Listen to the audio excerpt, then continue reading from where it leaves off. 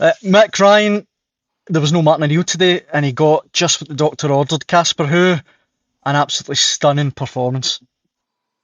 Yeah, I'm getting slagged off. I can't help my tabloid kind of nature. I couldn't avoid the Doctor Who intro. I just couldn't. I couldn't resist, and I was getting messages. I bet you're going to go for it. I couldn't resist. It's the only chance we're going to get to use the Doctor Who one, surely. Quite right. But Martin in hospital and Kasper Hogh getting a hat trick. I mean, it's all there. It's a tap in. So pretty devastating display. I thought Celtic were very, very good from the first whistle. Thought Kasper Hogh was that's the guy that we thought we would see last week. I mean, a real threat in the penalty box. I thought his all-round game was good. I thought his actual link-up play was excellent as well. But Celtic they had a wee spell, I think, after going 1-up, and Killie, I thought, had a bit of a go. But after that, put the foot down again. It was 5 on kind of, by the way, double figures. Thought Killie, I thought, were pretty poor defensively. I mean, that's an understatement of the year, wasn't it? They crumbled. But I thought Celtic were very, very good. It was a real message of intent from Celtic today. But Well, that's what I was going to say. Who obviously got the hat trick, but he hit the post in the second half. He had 2 chances early on. He could have had 2 hat tricks. Yeah, I mean, he could have had the hat trick of headers as well. If he, as you say, he hit the post with it in the second half with a header, so he was outstanding. Like Mick says, I thought his build-up play as well was excellent. I think he's already formed quite a solid relationship with Benjamin Nygren, obviously 2 Scandinavians working together now, and I felt Arnie Engels outstanding as well. He obviously delivered the first cross, and who just looks like a real predator in the box. I think that's what Celtic been badly missing. I mean, look at it. I can't remember Celtic signing a striker like of his pedigree. Probably we're talking our very own Chris Sutton. ready made out the box kind of striker. Yeah. Genuinely, that's what 26 years ago. I think somebody like maybe Yang Vennegoor at Hesselink was pretty much ready made, Yeah, wasn't he? Coming to possibly, PSV, having played in Europe, but yeah, that level. I mean, he's outstanding. I think he really announced himself to Scottish football today, and the fans in the left hand side here, they were absolutely, they were buzzing with him, and they were singing his name already. So I think he's, for a hat trick in his first away game, I think it's crucially important for him as well to open his goal account so soon, because obviously had a frustrating night against Dundee. I think he scuffed a few chances against Dundee, but he was getting himself in the right position, so you knew after that it's only a matter of time for this guy's going to score. And 63 seconds I think it took today. I thought last week actually looked a wee bit nervous, which sounds funny because he's a confident big guy, and we spoke to him already, and he's not exactly shy. But I thought he was a bit nervous last week, and by the way, understandably so. I mean, he's also done it in Europe with Bodo. Bodo's not Celtic Park in front of 6,000 people, just not. Yeah. So he would have been a wee bit nervous, but that today will remove any kind of nerves, because I mean, scoring in 63 seconds and getting a hat trick, like you say, could be more. It didn't look like a kind of hat trick that it's a wee bit fortunate. It looks like a guy who's going to score a barload of goals. If you give him chances, he's going to score. Yeah. It looks a ready-made proper Celtic number 9. You mentioned it a minute ago, Ryan, Arnie Engels, and he's someone I want to get both your take on, because I don't know what you think actually, Mick. I thought he was outstanding today. He set up the opening goal. He was all over the pitch. I thought it was one of his best performances in a long time. Yeah, absolutely. I did the play ratings today, and I thought Arnie Engels was outstanding. He was one of the.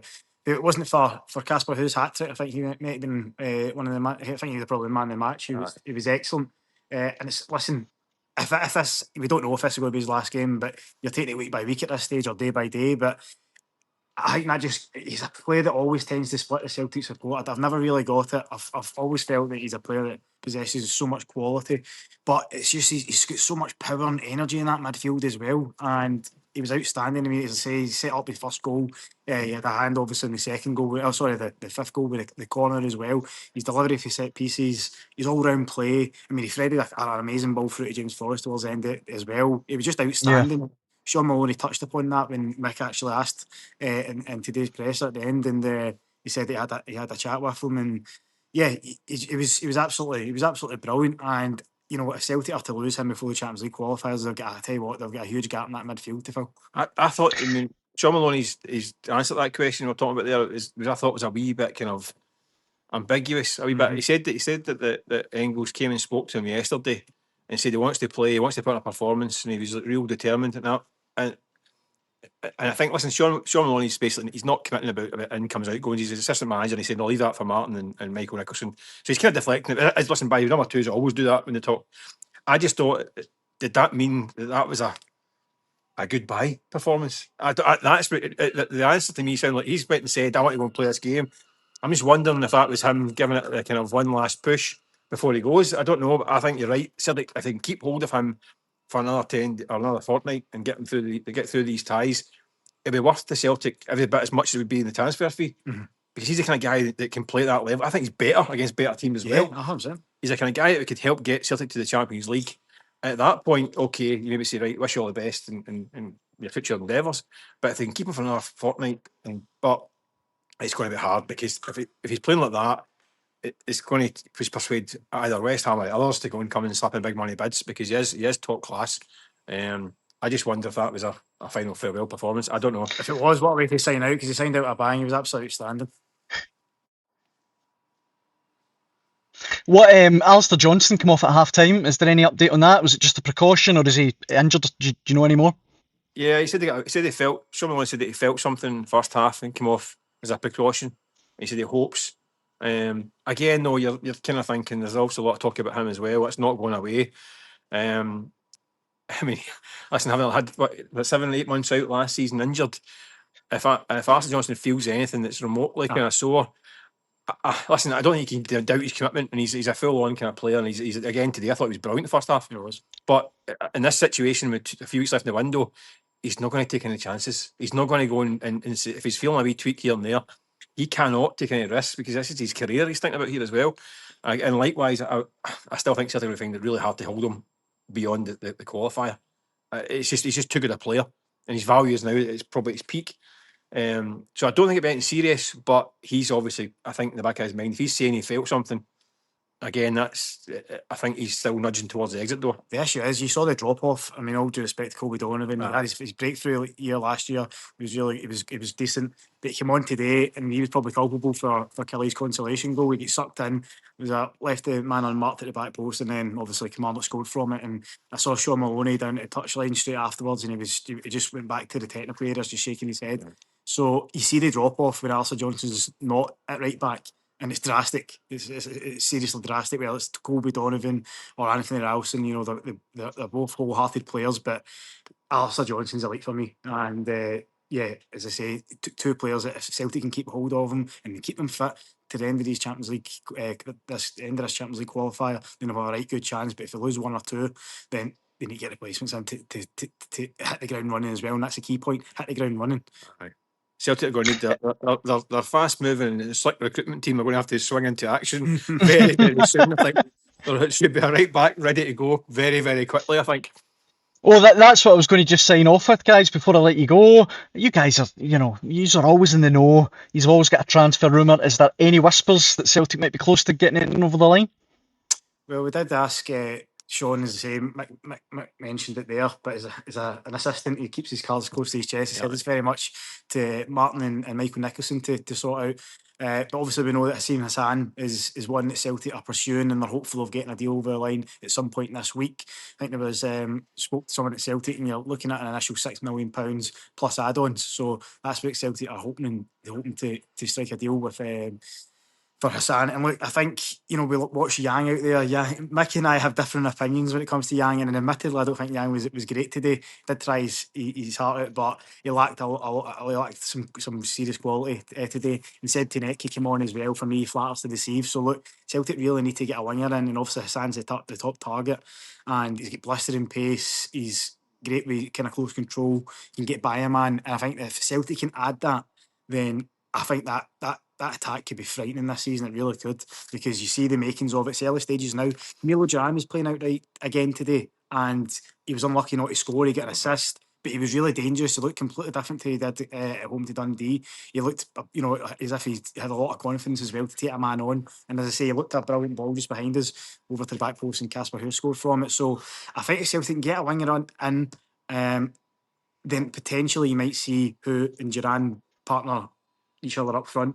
But yeah, Hassan's the one they're pursuing at the minute. Right. But obviously, I think in an ideal world, then Martin O'Neill and Sean Maloney would love to get more than one player in ahead of the squad registration deadline. Yeah, it doesn't sound like there's been any progress done over the weekend, but I think with Hassan, it might just be like the final bits and bobs, things like visas and all that as well.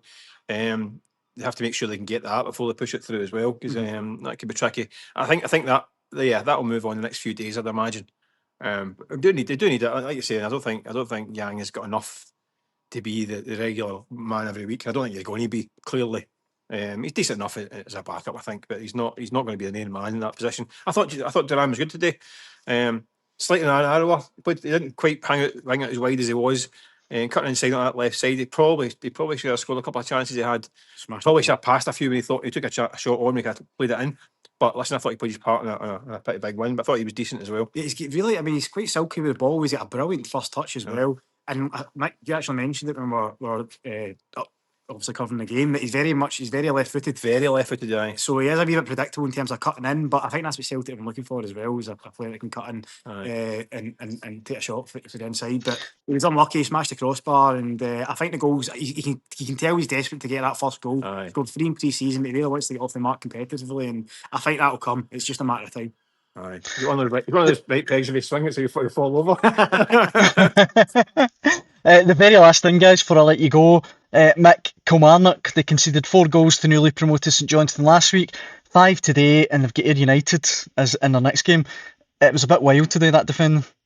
I'm glad I heard Keith last week predicting Kilmarnock to be his dark horses. They're just clattered into the first 2 hurdles. Listen, the one thing I'd say is the pitch looks fantastic, but the defending looks far from fantastic, that's for sure. They were quite bold today. They went kind of man for man, which is risky against Celtic. But they went man for man, but the men who are gone man for man seem to forget they had to mark the man.